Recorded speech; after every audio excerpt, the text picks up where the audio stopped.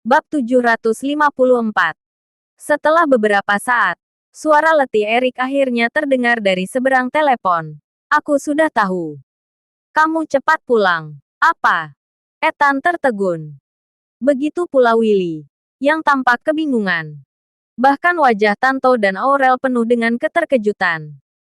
Mereka semua mengira Erik akan segera datang untuk menuntut balas dendam atas anaknya. Bagaimana mungkin Erik hanya menyuruh Ethan pulang? Ini benar-benar tidak masuk akal. Tunggu, ayah. Apa kamu nggak dengar? Adril sedang memukuliku sekarang. Ethan mencoba memperjelas situasi. Dia bahkan nggak mengizinkanku pergi. Kamu harus segera datang dan membunuhnya. Dia nggak membiarkanmu pergi. Suara Erik terdengar makin marah. Benar. Ayah. Tolong cepat datang dan bunuh dia. Sorak Ethan. Dia merasa bahwa akhirnya ayahnya akan datang menyelamatkannya. Namun, setelah beberapa saat, suara di seberang telepon berubah serius. Erik berkata dengan nada enggan, minta maaf padanya. Segera pulang. Ethan terdiam memegang ponselnya. Semua orang di sekitarnya terkejut, saling menatap dengan ekspresi bingung. Mereka merasa seperti sedang bermimpi. Adril, yang mendengar pembicaraan itu, terlihat tidak senang. Dia berkata dengan nada mengejek, Pak Erik, apa kamu mencoba mengelabui aku? Aku sudah memukul anakmu sampai tanganku sakit, dan kamu cuma memintanya minta maaf dan pergi begitu saja. Kamu pikir aku ini malaikat? Kamu pasti tahu bagaimana temperamenku, kan? Seenggaknya dia harus memanggilku, kakek, agar aku merasa sedikit dihormati, kan?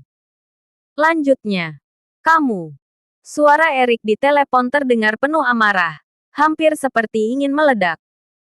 Dia sudah berniat membunuh Adril. Sekarang Adril malah mau jadi ayahnya sendiri. Ini sungguh keterlaluan. Ayah, kamu sudah dengar, kan? Cepat bunuh dia sekarang. Pinta Ethan yang hampir nangis saking marahnya. Anak sialan ini. Kalau saja aku bisa membunuhnya, aku sudah melakukannya dari dulu. Tapi sekarang, dia, ujar Erik. Akhirnya, dengan gigi terkatup, Erik terpaksa menjelaskan dengan penuh rasa frustasi.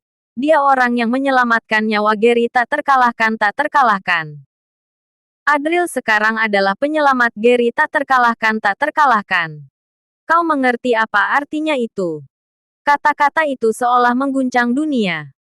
Willy dan anak-anak pejabat tinggi lainnya yang berada di ruangan itu terpaku dengan wajah tidak percaya, menatap Adril dengan takjub. Apa? Sudah sembuh? Secepat itu? Bukankah katanya penyakit Gary tak terkalahkan sudah bertahun-tahun nggak bisa disembuhkan? Bahkan para dokter terbaik nggak bisa menolongnya. Gumam Tanto tidak percaya. Aurel, yang berada di samping, tidak bisa menyembunyikan kegembiraannya. Dia berkata, kalian semua nggak tahu. Idolaku adalah dokter sakti sejati. Mana bisa dibandingkan dengan dokter-dokter amatir yang kalian punya. Menyembuhkan Gary tak terkalahkan. Sementara itu, Ethan yang mendengar berita ini mulai merasakan dingin di seluruh tubuhnya. Adril adalah penyelamat Gary tak terkalahkan. Dan dia baru saja menyinggungnya habis-habisan. Ini adalah mimpi buruk. Wajahnya langsung berubah pucat. Namun, Adril masih bermain-main dengan ponselnya. Lalu berkata dengan nada mengejek, Hei, Pak Erik. Anakmu bahkan melukai anak angkat Gary tak terkalahkan, Rafa. Bukankah Gary tak terkalahkan meminta kalian untuk pergi dan meminta maaf? Kenapa anakmu belum juga pergi? Apa? Tanya Erik. Suaranya terdengar makin tegang. Ethan yang mendengar percakapan itu merasakan getaran ketakutan menyelimuti tubuhnya. Dia tahu Gary tak terkalahkan terkenal sangat protektif. Jika putra angkatnya disakiti oleh ayahnya sendiri, apa yang akan terjadi pada dirinya? Hidupnya akan segera berakhir. Saking takutnya, dia tidak berani berpikir lebih jauh. Ayah, Apa yang Adril katakan itu benar. Kamu terus mendesakku untuk pulang. Apa kamu ingin aku disiksa oleh Gary tak terkalahkan?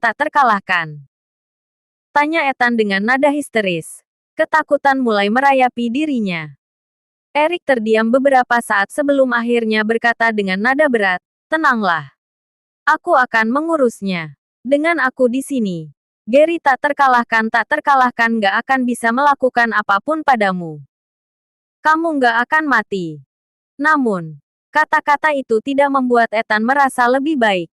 Ethan berpikir, aku gak akan mati. Tapi aku mungkin kehilangan sebagian anggota tubuhku.